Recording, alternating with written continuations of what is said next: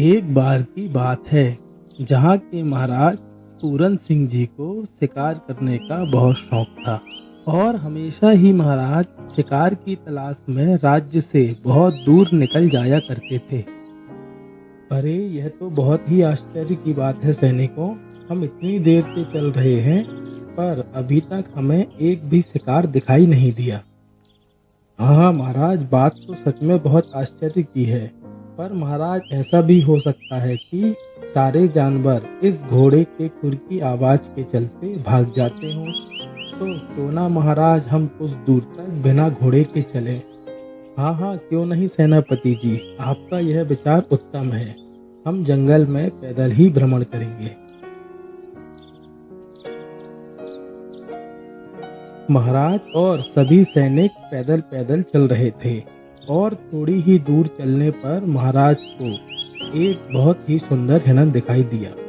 सैनिकों रुको, वहां पर देखो कितनी सुंदर हिरन खड़ी है। जी महाराज, हिरन तो सच में बहुत सुंदर दिख रही है। ठीक है सैनिकों, तो आप सब यहीं पर रुकें, नहीं तो फिर वह आवाज़ सुनकर भाग जाएगी। मैं अकेले ही जाता हूँ।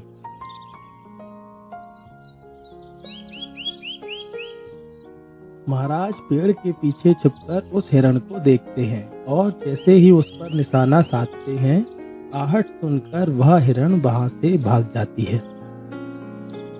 हिरण वहां से बहुत तेजी से भाग रही थी और महाराज भी हिरण का पीछा करने के लिए तेजी से भाग रहे थे। महाराज हिरण का पीछा कर ही रहे थे पर देखते ही देखते हिरण महाराज की आंखों से ओझल हो गई और फिर महाराज वहीं खड़े होकर वहां उसे देखने लगे। अरे इस हिरण ने तो मुझे बहुत थका दिया है और अब मुझे बहुत जोरों की प्यास लगी है और पता नहीं यह हिरण कहाँ ओझल हो गई। महाराज जंगल में चलते चलते जंगल में बनी एक झोपड़ी के पास पहुंचे जहां पर एक छोटी सी कन्या बैठी थी। बेटी, मैं जंगल में बहुत दूर से आ रहा हूं और मुझे बहुत जोरों की प्यास भी लगी है। क्या मुझे थोड़ा सा पानी मिलेगा? जी महाराज बिल्कुल, पर इससे पहले आप तनिक आराम कर लें, फिर मैं आपको थोड़ा रुककर पानी देती हूँ। नहीं नहीं बेटी, मुझे बहुत ज़ोरों की प्यास लगी है, पहले तुम मुझे पानी दे दो, आराम मैं उसके बाद कर लूँगा।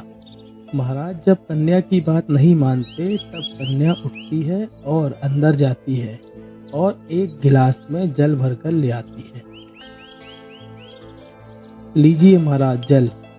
महाराज जब उस गिलास में भरे हुए पानी को देखते हैं तो वह पानी बहुत ही गंदा होता है और इसलिए महाराज उसे नहीं पीते। अरे यह क्या बेटी, तुमने अपने राज्य के महाराज को इतना दूषित पानी दिया है। तुम्हारे माता पिता कहाँ हैं? बुलाओ उन्हें। महाराज यह पानी दूषित है, शायद मैं इसे दूसरे बर्तन से ले आई, मुझे क्षमा करें। और मेरे पिताजी मिट्टी को मिट्टी से मिलाने गए हैं।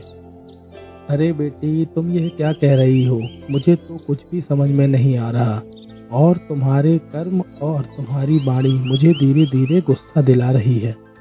महाराज गुड़िया से वार्तालाप कर ही रहे थे और तभी मनोज भी अपने घर में वापस आ जाता है। महाराज आप मुझ गरीब के घर में? महाराज मैं तो धन्य हो गया। अच्छा, तो तुम हो इस कन्या के पिता। तुमने इसको कैसी शिक्षा दी है? एक अतिथि का स्वागत कैसे करना चाहिए, इसे तो यह भी नहीं पता। महाराज मेरी बिटिया से क्या गलती हो गई, आप मुझे बताइए महाराज, मैं उसके लिए क्षमा चाहता हूँ आपसे। मैंने जब तुम्हारी बिटिया से जल मांगा तो उसने मुझे बहुत ही दूषित पानी लाकर दिया जिसे मैं पी ना सका। और मैंने जब पूछा कि तुम्हारे पिता कहाँ हैं तो वह मुझसे कहती है कि तुम मिट्टी को मिट्टी से मिलाने गए हो। अब तुम ही बताओ इसका मतलब। क्षमा करें महाराज, पर अब इन बातों का मतलब तो मेरी बिटिया ही बता सकती है कि उसने आपके साथ ऐसा व्यवहार क्यों किया। क्षमा करें महाराज, पर मेरा उद्देश्य आपको तनिक भी कष्ट पहुंचाने का नहीं था। पर आप जब मेरे पास आए थे तब आप बहुत ही थके हुए थे और पसीने से लथपथ थे और जब मैंने आपको आराम करने के लिए कहा तब आपने कहा कि पहले मुझे जल दे दो। यदि मैं उस समय आपको जल दे देती तो वह आपकी तबीयत के लिए नुकसान करता और आपकी तबीयत खराब कर देता। इसलिए मैंने आपको दूषित पानी ला के दिया ताकि आपको पानी पीने में थोड़ा विलम्ब हो। और इसके बाद जब आपने पूछा कि पिताजी कहाँ हैं, हमारा पालतू जानवर खत्म हो गया है और पापा उसे ही मिट्टी में दफनाने के लिए गए थे। महाराज उस बच्चे की अक्लमंदी देखकर बहुत ही खुश हुए और उन्होंने उसे एक उचित इनाम देने की घोषणा भी की। अपने महाराज से उचित इनाम पाकर मनोज और उसकी बिटिया दोनों ही बहुत खुश हुए और उसके बाद वह खुशी खुशी अपने घर चले गए।